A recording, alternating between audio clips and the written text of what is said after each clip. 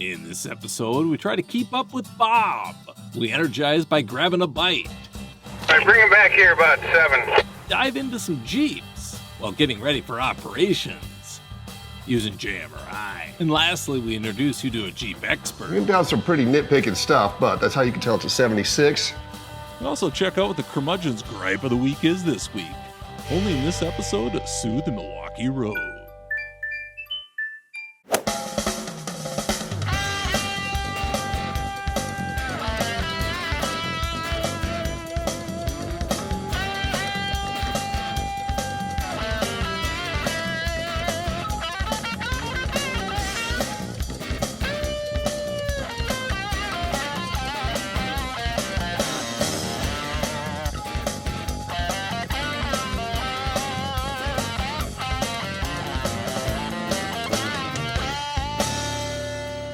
All right, how you doing, Max? It's Max behind the camera. We've got ourselves a pretty busy day today. We might as well start it out with a little bit of, this is hot cinnamon black tea.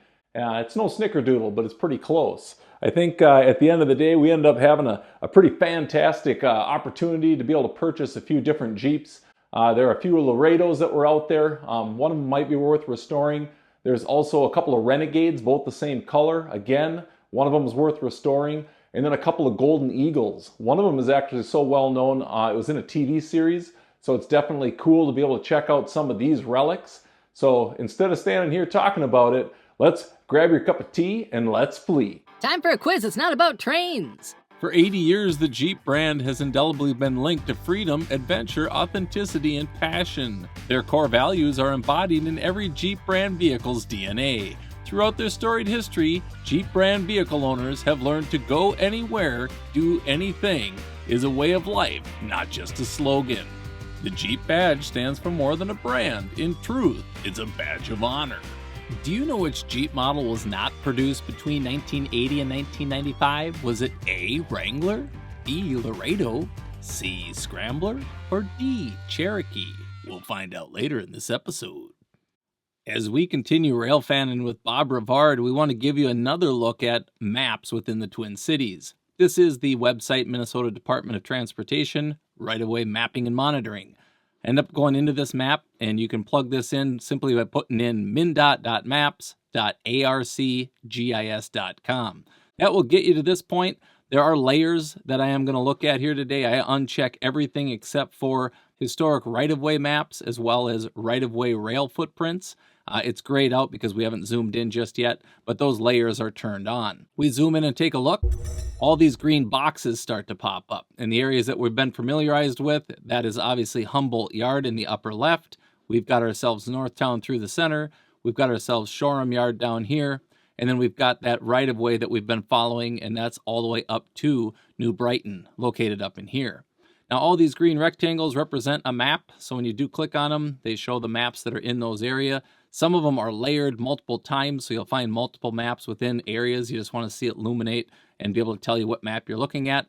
This one happens to be a Great Northern Railway right-of-way map. We've looked at some of these in the past. I had a few people asking where I got them. This is where I've got them. I have highlighted this in the past, but it's pretty simple. You get in here, you click in here, click on a map you want to see. Once it downloads or once this portion comes up, you click on it to download it, and then now you've got your map. As far as the video that we're looking at today, we're going to be at Johnson Street. We have Central Avenue on the left-hand side here. Johnson Street is not drawn on this map, but if we do follow this map, it's going to work its way all the way up to New Brighton. As you can see here, the track and right-of-way that is located. We're going to work our way into this region a little bit later in this video. But first, let's start with Bob at Johnson Street. Today we catch Soo 400 on the lead of the Sunday Extra.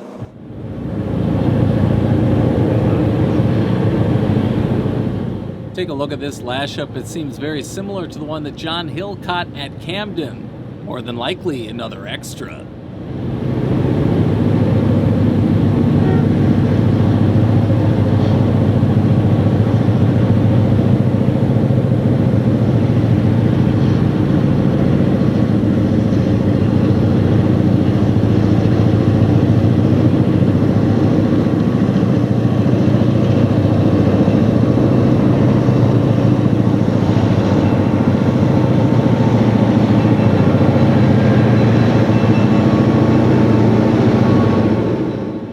another John Hill shot, very similar to what we're seeing in this video. Notice the tripod in the lower right corner of John's photo. I bet he's with Bob. The final unit in this last shot was 381. John caught it down at Pig's Eye a little while back, but notice the black number board's still in 85.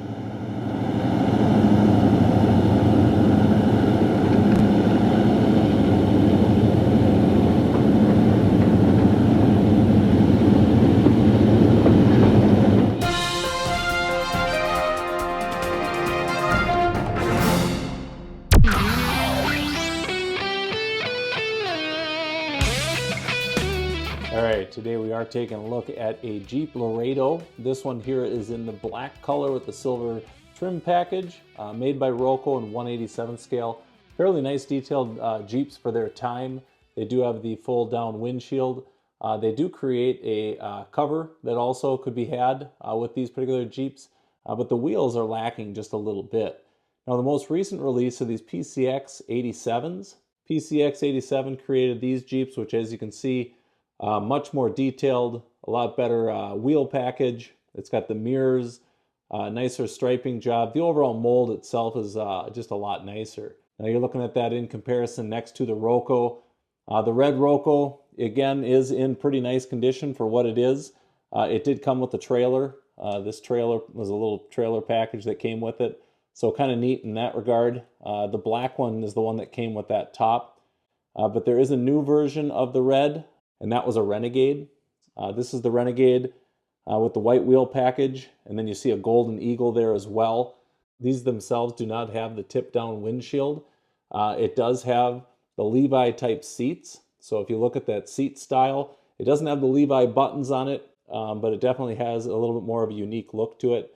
Going back to the high back seat that is in these ones, it's kind of a neat little detail to kind of key in on. If we fast forward ourselves back over to the Golden Eagle, this is the brown version, and this Golden Eagle itself, again, it's kind of got the Levi seats. You could always paint these up in that blue denim to give that real look of the Levi seat. Wouldn't be a good color combination in a Golden Eagle, and if you watch Coffee Walk, you'd probably have a better idea of what exactly the packages are like for these particular vehicles. So let's start it off with, of course, a 1976 CJ5 Renegade. When you walk up on this, the way you can tell it actually is a 76 is your CJ5 emblem is here, as opposed to being in the back or the side. You've got a round fuel fill in the back, but without a plastic bezel, with just a rubber grommet. We're getting down some pretty nitpicking stuff, but that's how you can tell it's a 76. Now the last one here is the Golden Eagle that is in white. It's actually looks kind of a cream. You can see the Golden Eagle that is on top of this. This one also has that Golden Eagle sticker package. So it's cool to see some of those. Now notice it's got the high back seats. It's got obviously a spare tire on the back as well. And this one is kind of representing Daisy's Dixie, which is from the Dukes of Hazzard. So you've got kind of a cool car there for a TV car. It's definitely well worth it in terms of the detail. Again, the super detailed ones are PCX 87s, and the other ones are Rocos. Real fanning with Rivard to go. Today we have an MNDOT 30 with Soo 382. Helper's off, transfer. Cut for you to make there, Dale. At New Brighton, we got some work. Yeah, that's right. What? I want you to make a cut behind 34 cars on the train, leaving room for about 6 or 8 cars, and then come in towards the pass. Cut off 34 cars, leave room for 6 or 8, come in the pass. All right, you'll be cutting behind a T, O, and E, 2520. TOE 2520.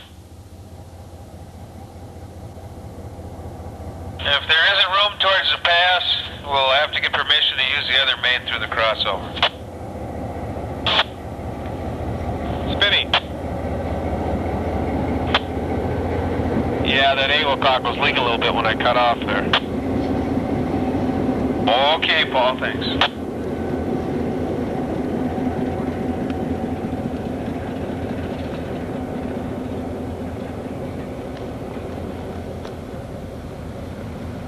Alpha Engine CTC dispatcher, over. Soo CTC dispatcher. Alpha Engine, we're on mainline 2, like come back in ashore. Doesn't make any difference if you still line up for the crossovers, we can come that way.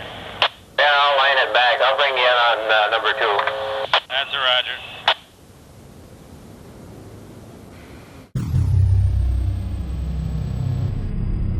Ops. As we viewed in the previous episode about how stuff got shuffled around on the railroad, it's time to clean it up and it's time for operation. Well, when doing that, it takes a little while, and by a little while, about a half hour, 45 minutes to get everything kind of put away. Now in this case, I had to box stuff up, but at the end of the day, my end goal is to actually just make sure cars are in the right spot and ready for the switch list. And I do this by actually taking the switch list itself and working my way through it. I do first check and make sure I print out my car locations. In JMRI, I go to cars. I end up sorting the location just to be able to determine what cars are where. It's a lot easier to do instead of just printing it out in the numerical order of the cars. And you do this by going to roster, print, and then you're going to sort by location. You'll print this out, and this is going to give you just a printout of your cars at their locations, not necessarily numerically by the car number, but rather the location in which the car is located. Again, that seems pretty straightforward. But this is the list that it kicks out. This is just a pretty quick reference sheet to be able to tell where stuff is, but then I do use the actual switch list to kind of confirm where cars are to make sure the guys are moving the right ones. I build both of the trains, and by both trains there is an elevator T job. It's a little different. It gets explained in a previous video, but this is just what I'm doing. I'm printing these both out. I'm going to confirm these after they get kicked out of the printer. All right, now we've got our quick reference sheet. This is obviously telling us where cars are prior to the session. And then we have our switch list itself. The top group, if I want, I might set all those onto a separate track so the guys don't have to dig them out. But the middle section is the actual operations. The green is what's being pulled from industry, blue is what's moved within an industry, and red obviously is the cars that are getting spotted at the industry. Fairly straightforward. It's definitely a lot of fun. One way to kind of enjoy your railroad a little bit more is to sit down, grab a throttle, and actually switch each industry out and put cars where they belong, and then allow the operators to then later make the moves that they need to make. Makes it fun for you, makes it fun for them, and at the end of the day, that's what the hobby is all about. So if you ever have the opportunity to set up your railroad, sometimes grab a switcher. Does it take longer? Yes, Is it a little bit more fun? I would believe so. And obviously if you want to make it go fast, Just use the old hog. Hands of God.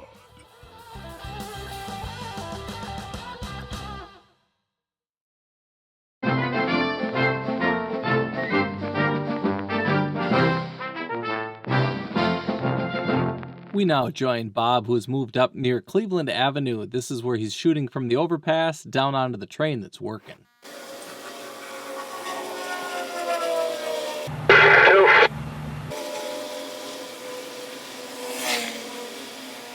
Bring back 562 joint.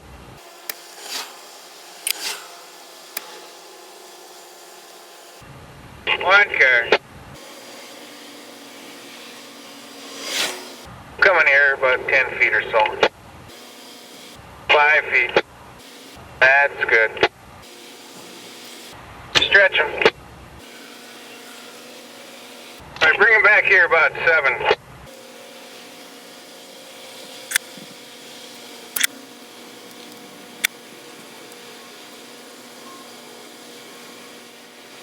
That'll do.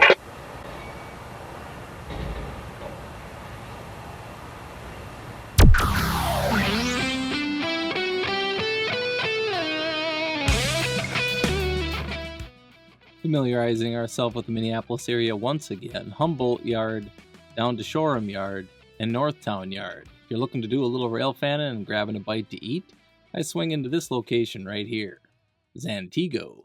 You can even swing right behind Home Depot over here, and then park along the backside and watch trains go by. Nonetheless, it's definitely a good place to grab a bite, so let's check it out.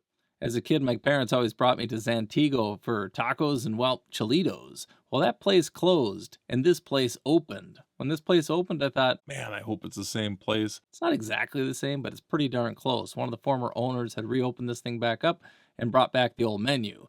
They went back to the old suppliers, and well, is everything the same? I don't know. Some people say no, some people say yeah, but at the end of the day, it's still Cholitos, tacos, and all the good stuff. All right, we're at our favorite railfan stop, and that's actually Zantigo. We picked up one of each of their hot, mild, and chorizo. I think the best bites is every bite. So we're gonna dig in, and we'll do some railfanning later. These are Cholitos. Cholito is a chili cheese burrito. I think they're fantastic. Some say Cholito is slang for pee-pee or wee-wee in other languages. My daughter wanted everybody to know that they have hot and mild sauce, so note that. This is a great location to be able to go grab a bite to eat and get over to the rails quickly, so if you haven't checked out Zantigo, be sure to do so. I'm sure they'll appreciate it.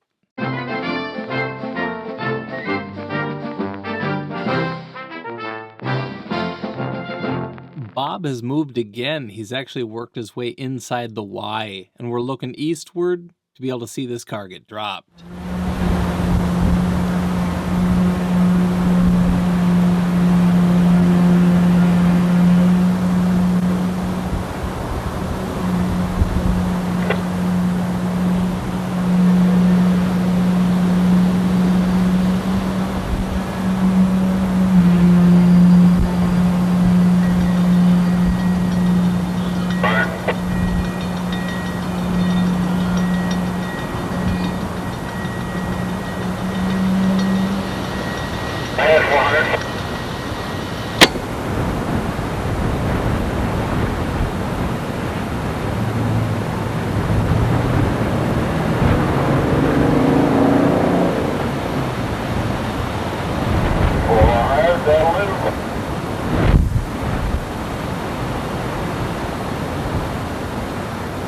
It's time for the answer to this week's quiz question. Do you know which Jeep model was not produced between 1980 and 1985? Did you say A, Wrangler? Yeah, I thought Wrangler were jeans. On August 5th, 1987, about a year after the introduction of the Wrangler, American Motors Corporation was sold to Chrysler Corporation, and the popular Jeep brand became a part of Chrysler's Jeep Eagle division.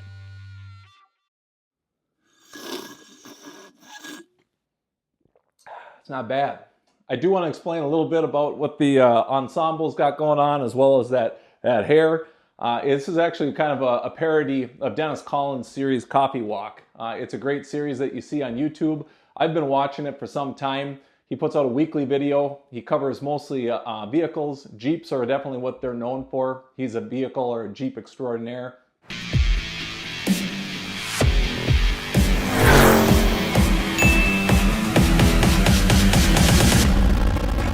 Good morning and welcome to Coffee Walk. Dennis Collins is located down in Wiley, Texas. So the stuff that he puts out is inspirational to me. As modelers, we should be able to look at a lot of the stuff that these guys cover as far as the details that they've got on their vehicles that you can also implement into your models. Of the most collectible Jeeps out there, in my opinion, which are the 1976 to 86, this is a Renegade. It is a Levi's edition.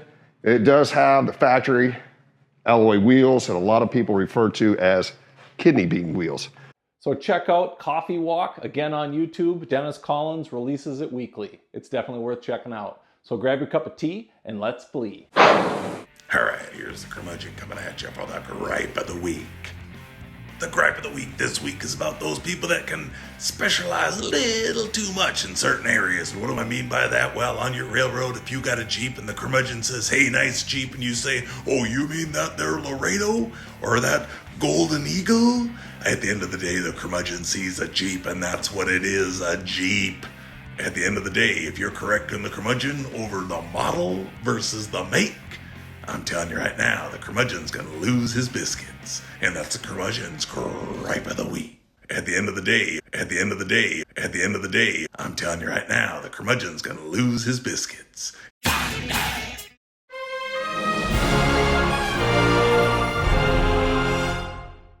A big thanks to everybody that watches to the end, that has hit like, hit subscribe, as well as made comments in the past. It's those actions that help share this content, so if you haven't checked out other episodes, feel free to do so. You can also check out the tour of the GN in 1970, as well as the past episodes of the GN in 1970. 70s. I'm telling you right now, the curmudgeon's gonna lose his biscuits.